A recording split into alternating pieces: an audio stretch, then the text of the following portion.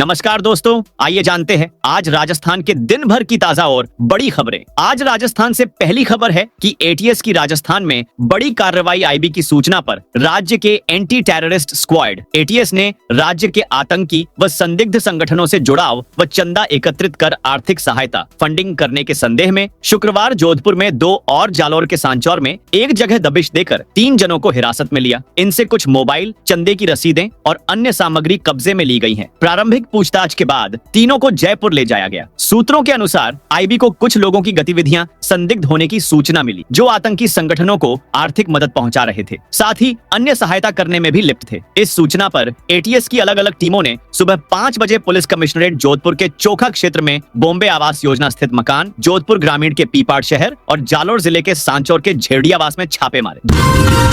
जयपुर में हाईकोर्ट को बम से उड़ाने की धमकी। राजस्थान हाईकोर्ट जयपुर को ईमेल पर बम से उड़ाने की धमकी दी गई है। ईमेल में तमिलनाडु की सरकार नाबालिगों से रेप को लेकर नाराजगी है। आरोपी ने तुरंत बिल्डिंग खाली कराने के लिए लिखा है। शुक्रवार सुबह मिले धमकी भरे मेल के बाद बिल्डिंग को खाली कराया गया है। धमकी की जानकारी मिलते ही परिसर में हड़कंप मच गया। सभी को आनन फानन में बिल्डिंग से बाहर भेजा गया। डॉग स्क्वाड की टीम बिल्डिंग में सर्च कर रही है। इस बीच कोर्ट के बाहर सैकड़ों की संख्या में लोग जमा हैं। डीसीपी राजर्षि राज ने बताया कि फिलहाल बिल्डिंग में सर्च जारी है।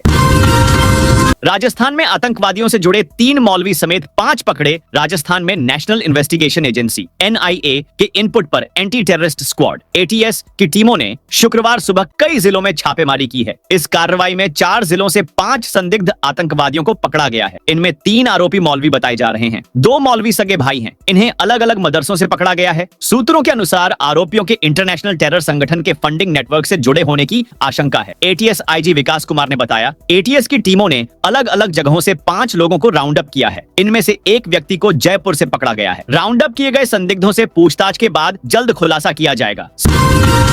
सड़कें, पुलियां, डैम, एनीकट, स्कूल की होगी मरम्मत। 1012 करोड़ की स्वीकृति। मुख्यमंत्री भजन लाल शर्मा ने बाढ़ एवं अतिवृष्टि से क्षतिग्रस्त सरकारी परिसंपत्तियों की तात्कालिक मरम्मत के लिए 1012 करोड़ 92 लाख रुपए की स्वीकृति जारी की है। यह राशि राज्य के विभिन्न विभागों की कुल 50,288 परिसंपत्तियों की मरम्मत पर व्यय की जाएगी। इसमें सड़कें, पुलियां, डैम, एनीकट, स्वास्थ्य केंद्र, स्कूल, आंगनबाड़ी भवन और अन्य सरकारी इमारतें शामिल हैं। मुख्यमंत्री के इस निर्णय से प्रदेश भर में बाढ़ प्रभावित क्षेत्रों की बुनियादी ढांचे की बहाली में तेजी आएगी। राजस्थान की 1000 खदानों पर मंडराया बड़ा संकट। जोधपुर के सैंडस्टोन, मैसनरी स्टोन, लाइमस्टोन की खदानों और उनके जुड़े उद्योगों पर बड़ा संकट खड़ा हो सकता है। खदानों से जुड़े 10 किलोमीटर क्षेत्र में जितनी वन्य जीव प्रजातियां आती हैं, उस लिहाज से वन्य जीव प्लान में वसूली और इसके बाद ही पर्यावरणीय स्वीकृति जारी होने के आदेश पर्यावरण मंत्रालय के state environment effect assessment authority SIA ने जारी किया है। इससे छोटी 1000 खदानों के 30,000 से ज्यादा लोगों के रोजगार पर संकट खड़ा हो सकता है। इस आदेश का खान एवं पेट्रोलियम विभाग के साथ राजस्थान सरकार के वन विभाग के बड़े अधिकारियों ने ही विरोध शुरू कर दिया है। पाकिस्तान जाने की फिराक में जैसलमेर में पकड़ा संदिग्ध। भारत पाकिस्तान अंतर्राष्ट्रीय सीमा पर सुरक्षा एजेंसियों की सतर्कता एक बार फिर देखने को मिली। सीमा सुरक्षा बल BSF ने गश्त के दौरान मुरार बॉर्डर क्षेत्र में एक संदिग्ध व्यक्ति को पकड़ा। सूत्रों के अनुसार पकड़े गए व्यक्ति की पहचान बिहार के अररिया जिले के निवासी मोहम्मद इकबाल 40 के रूप में हुई है। BSF जवानों ने गुरुवार देर शाम सीमा क्षेत्र में उसकी संदिग्ध गतिविधियों को देखते हुए तुरंत उसे रोक लिया और पूछताछ की। प्रारंभिक पूछताछ में वह अपने जैसलमेर आने और बॉर्डर क्षेत्र तक पहुंचने के बारे में स्पष्ट जवाब नहीं दे सका। BSF ने पूछताछ पूरी करने के बाद मोहम्मद इकबाल को आगे की जांच के लिए शाहगढ़ पुलिस थाना पुलिस को सुपुर्द कर दिया है। फिलहाल पुलिस और खुफिया एजेंसियां यह पता लगाने में जुटी हैं कि वह व्यक्ति सीमावर्ती इलाके तक कैसे और क्यों पहुंचा। डोटासरा बोले, राजस्थान को बीजेपी RSS ने केंद्र शासित प्रदेश बना दिया। कांग्रेस प्रदेशाध्यक्ष गोविंद सिंह डोटासरा ने कहा, RSS चुनाव नहीं लड़ता है, लेकिन वह ऐसे राज कर रहा है जैसे जनता ने चुनकर भेजा हो। बिना जनता के वोट के RSS सरकारों के ऊपर अपना अंकुश और आधिपत्य जमाए हुए है और राज कर रहा है। राजस्थान एक स्वतंत्र राज्य है, लेकिन इस भाजपा और RSS ने इसको केंद्र शासित प्रदेश बना दिया है। केंद्र के बिना यहाँ पर कुछ नहीं हो सकता है। डोटासरा ने कहा, ब्यूरोक्रेसी पूरी तरह हावी है, चाहे मुख्यमंत्री हो या मंत्री हो। वे जायज बात भी कह दें तो उनकी जायज बात नहीं सुनी जाती है। तो आम जनता का तो क्या ही हाल होगा। अब की बार ये टेम्पो में बैठने जितने भी नहीं आएंगे, हमारे कार्यकर्ताओं की मेहनत से इनका सफाया कर देंगे। जुकाम एलर्जी की दवाई का सैंपल फेल, बेचने पर रोक। जयपुर में एक फार्मा कंपनी की जुकाम एलर्जी की दवाई अमानक मिली। इस पर इस मेडिसिन को बेचने पर रोक लगा दी गई है। ड्रग कंट्रोल डिपार्टमेंट ने शुक्रवार को एक रिपोर्ट जारी करते हुए वायल फार्मा कंपनी की जुकाम एलर्जी में दी जाने वाली दवाई को अमानक माना है। डिपार्टमेंट ने इस फार्मा कंपनी की दूसरी दवाइयों के भी सैंपल लेकर उसकी जांच के आदेश दिए हैं। राजस्थान में 7,000 स्लीपर बसों का चक्का जाम। जयपुर, उदयपुर और भीलवाड़ा को छोड़कर प्रदेश भर में ऑल इंडिया परमिट वाली स्लीपर बसों का संचालन बंद हो गया है। करीब 7,000 बसों के ब्रेक लगने से यात्री परेशान हैं। जयपुर में आज रात से बुकिंग ऑफिस बंद हो जाएंगे। उदयपुर में निजी बस संचालकों ने किराए में 30% तक बढ़ोतरी कर दी। जोधपुर, कोटा सहित अन्य जिलों में स्लीपर बसें खड़ी हो गई हैं। ट्रेवल्स एजेंसियों ने बसों की ऑनलाइन बुकिंग भी बंद कर दी है, जिसके कारण यात्रियों को भारी परेशानी का सामना करना पड़ रहा है। लोग ट्रेन का इस्तेमाल कर रहे हैं, जिससे रेलवे स्टेशनों पर भीड़ बढ़ गई है। जयपुर बस हादसे के बाद इमरजेंसी गेट लगवा रहे ऑपरेट जयपुर और जैसलमेर में हुए बस अग्निकांड के बाद कारखानों में स्लीपर बस की संख्या बढ़ गई है। बस ऑपरेटर्स आनन फानन में इमरजेंसी गेट लगवाने पहुंच रहे हैं। बस में पीछे ही नहीं, साइड में भी इमरजेंसी गेट बनाए जा रहे हैं। दैनिक भास्कर की टीम भी बस बॉडी के कारखानों में पहुंची। इस दौरान बस के हालात और आग करने के कारणों को जाना। राजस्थान में नवंबर में भी बारिश का अलर्ट। चक्रवात के प्रभाव के चलते उदयपुर में आज भी बूंदाबांदी हो रही है। वहीं जयपुर सहित कई जिलों में सुबह बादल के साथ धुंध भी छाई। बदले मौसम का असर गुरुवार को भी देखने को मिला। करीब 15 जिलों में हल्की बरसात हुई। इस कारण अधिकतम तापमान 8 डिग्री तक गिर गया। बीते 3 दिन से रुक रुक कर हो रही बरसात और हवा के कारण ठंड बढ़ गई है। मौसम विशेषज्ञों के अनुसार 3 नवंबर को एक और नया वेदर सिस्टम आने की संभावना है, जिसके प्रभाव से उदयपुर, अजमेर, कोटा संभाग में हल्की बारिश हो सकती है। मौसम केंद्र जयपुर ने राजस्थान में अगले 2 सप्ताह का पूर्वानुमान जारी किया है। इसमें अगले सप्ताह 3 नवंबर से फिर बारिश होने की संभावना है, जबकि अगले सप्ताह में बारिश का दौर कम हो जाएगा। वहीं तापमान की बात करें तो दोनों सप्ताह में दिन का अधिकतम तापमान औसत से 1 से 2 डिग्री नीचे और न्यूनतम तापमान भी औसत से नीचे दर्ज होने, यानी ठंडक ज्यादा होने की संभावना जताई है। सांसद हनुमान बेनीवाल की मांग पर केंद्र का दखल। नागौर सांसद और आरएलपी के राष्ट्रीय अध्यक्ष हनुमान बेनीवाल द्वारा राष्ट्रीय राजमार्गों पर वाहन चेकिंग से जुड़े हादसों को लेकर संसद में उठाए गए मुद्दे पर केंद्र सरकार ने कदम उठाया है। भारत सरकार के सड़क परिवहन एवं राजमार्ग राज्य मंत्री अजय टम्टा ने इस मामले में राजस्थान सरकार के परिवहन विभाग के सचिव को पत्र लिखकर जरूरी कार्रवाई के लिए निर्देश दिए हैं।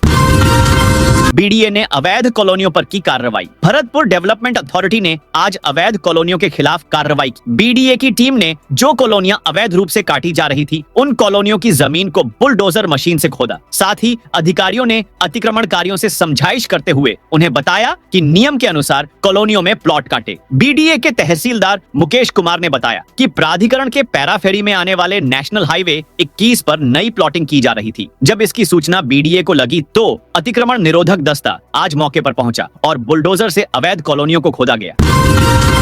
चित्तौड़गढ़ में 2 नवंबर को होगी ग्राम विकास अधिकारी परीक्षा। चित्तौड़गढ़ जिले में राजस्थान कर्मचारी चयन बोर्ड की ओर से ग्राम विकास अधिकारी वीडीओ भर्ती परीक्षा शनिवार 2 नवंबर को आयोजित की जाएगी। परीक्षा को लेकर जिला प्रशासन और पुलिस विभाग ने पूरी तैयारी कर ली है। परीक्षा के प्रश्न पत्र भी जिले में सुरक्षित रूप से पहुंच चुके हैं। इस बार यह परीक्षा एक ही पारी में सुबह 11 बजे से दोपहर 2 बजे तक आयोजित होगी। सभी परीक्षार्थियों को सुबह 9 बजे से 10 बजे तक परीक्षा केंद्र पर प्रवेश दिया जाएगा। इसके बाद सभी गेट बंद कर दिए जाएंगे।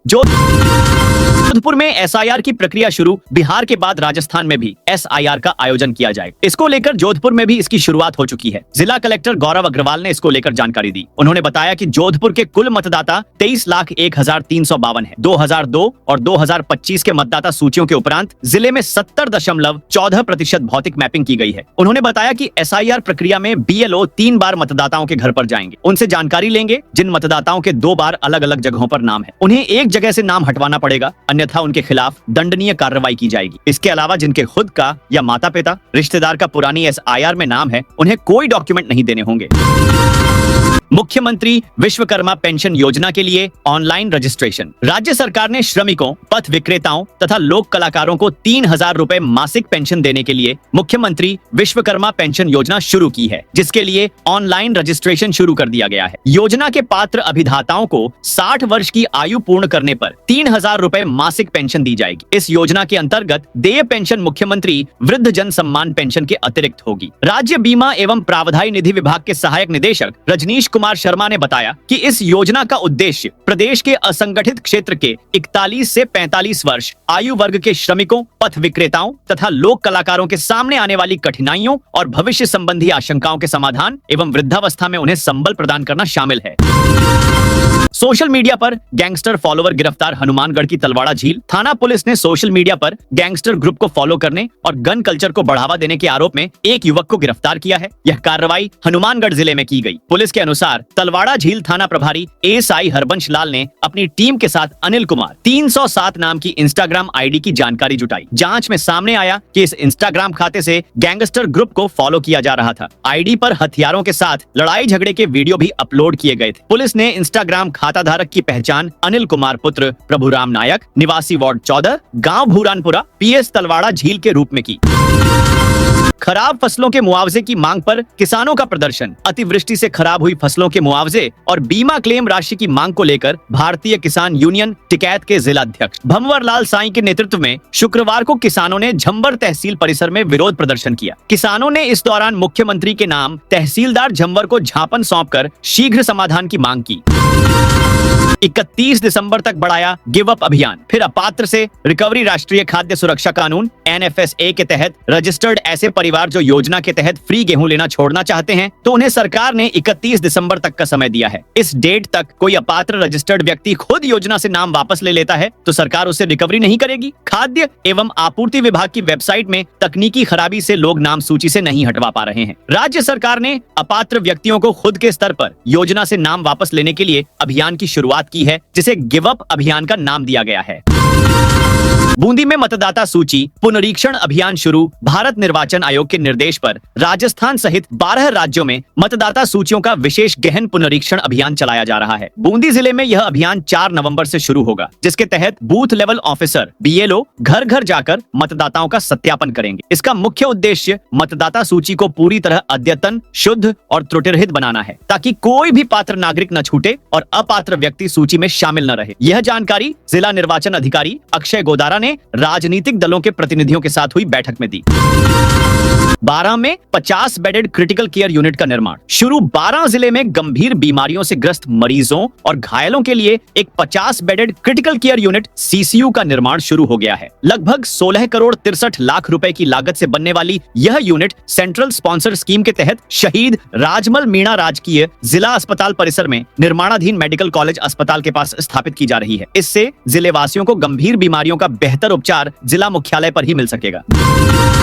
बाड़मेर ASP ने अधिकारियों और जवानों के साथ लगाई दौड़। बाड़मेर में राष्ट्रीय एकता दिवस के अवसर पर बाड़मेर जिले भर में रन फॉर यूनिटी के तहत भव्य मैराथन दौड़ आयोजित हुई। शहर में आयोजित मुख्य कार्यक्रम का शुभारंभ विधायक डॉक्टर प्रियंका चौधरी और कलेक्टर टीना डाबी ने हरी झंडी दिखाकर किया। इस दौरान स्कूली छात्र छात्राओं, पुलिस जवानों, RSC और GRP अधिकारियों ने उत्साहपूर्वक भाग लिया। बीसलपुर बांध से 17 घंटे में घट आई पानी की निकासी टोंक। जिले में स्थित बीसलपुर बांध में पानी की आवक फिर कम पड़ने से एक बार फिर 17 घंटे में ही दूसरी बार शुक्रवार सुबह 10 बजे बांध से पानी की निकासी कम कर दी है। एक गेट से पानी निकासी कम की है। एक गेट को 1.5 मीटर और दूसरे गेट को 1 मीटर खोलकर पानी की निकासी बनास नदी में की जा रही है। एक से ज्यादा सीट नहीं रोक सकेंगे medical student. Medical counselling committee MCC ने देश भर की सभी स्टेट काउंसलिंग अथॉरिटीज को MBBS प्रवेश प्रक्रिया से संबंधित महत्वपूर्ण दिशा निर्देश जारी किए हैं। इस संबंध में MCC की ऑफिशियल वेबसाइट पर आधिकारिक नोटिफिकेशन जारी किया गया। इसके तहत 3rd राउंड ऑल इंडिया कोटे से आवंटित MBBS और BDS सीटों पर रिपोर्टिंग की लास्ट डेट 1 नवंबर है। साथ ही इस राउंड से आवंटित सीटों से रिजाइन का कोई विकल्प भी नहीं है। नोटिफिकेशन के अनुसार ऑल इंडिया 15% कोटा से राउंड 3 के तहत MBBS सीट आवंटन में सफल विद्यार्थियों को रेजिग्नेशन की सुविधा उपलब्ध नहीं है। राजस्थान के 9 विधायकों ने CM भजन लाल को लिखा पत्र। राजस्थान पुलिस कांस्टेबल खेल कोटा भर्ती नियमों में किए गए संशोधनों के कारण हजारों खिलाड़ियों के रोजगार अवसरों पर ताला लग गया है और उनका भविष्य अधर में लटक गया है। इसी मुद्दे को लेकर राजस्थान बास्केटबॉल टीम के पूर्व कप्तान दानवीर सिंह भाटी ने आवाज उठाई और उनका संघर्ष रंग लगाया। राजस्थान के 9 विधायकों ने CM भजन लाल को पत्र लिखा। सीबीएसई ने 10वीं 12वीं की फाइनल तिथियां जारी की। केंद्रीय माध्यमिक शिक्षा बोर्ड सीबीएसई ने सत्र 2025 से 26 के लिए 10वीं और 12वीं की बोर्ड परीक्षाओं की फाइनल तिथियां जारी कर दी हैं। दोनों कक्षाओं की परीक्षाएं 17 फरवरी 2026 से शुरू होंगी। कक्षा 10वीं की परीक्षाएं 10 मार्च 2026 को समाप्त होंगी, जबकि 12वीं की परीक्षाएं 9 अप्रैल 2026 तक चलेंगी। बोर्ड परीक्षा नियंत्रक संयम भारद्वाज ने बताया कि पहली बार परीक्षा शुरू होने से 110 दिन पहले तिथियां जारी की गई हैं, ताकि विद्यार्थियों को पर्याप्त समय मिल सके।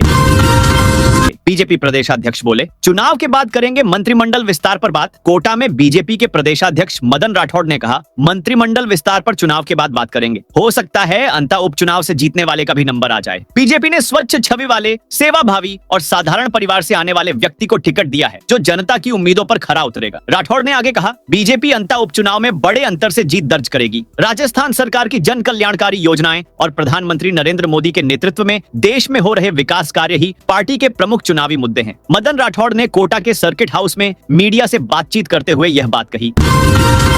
निर्दलीय उम्मीदवार नरेश मीणा के पिता को रोहित गोदारा गैंग के नाम से धमकी भरा पत्र। राजस्थान के 12 जिले की अंता विधानसभा उपचुनाव में मुकाबला अब केवल राजनीतिक नहीं रहा, बल्कि इसमें एक डरावना मोड़ आ गया है। निर्दलीय उम्मीदवार नरेश मीणा के पिता को कथित तौर पर रोहित गोदारा गैंग के नाम से एक धमकी भरा पत्र मिला है, जिसने पूरे चुनावी माहौल में दहशत फैला दी है। यह सनसनीखेज पत्र नया गांव के पूर्व सरपंच कल्याण सिंह मीणा, नरेश मीणा के पिता को अंता प्रधान कार्यालय पर प्राप्त हुआ। पत्र में स्पष्ट रूप से 10 लाख रुपए की फिरौती की मांग की गई है। तो दोस्तों, यह थी आज राजस्थान की बड़ी खबरें। आप इस वीडियो को कौन से जिले से देख रहे हैं, उस जिले का नाम बताइए।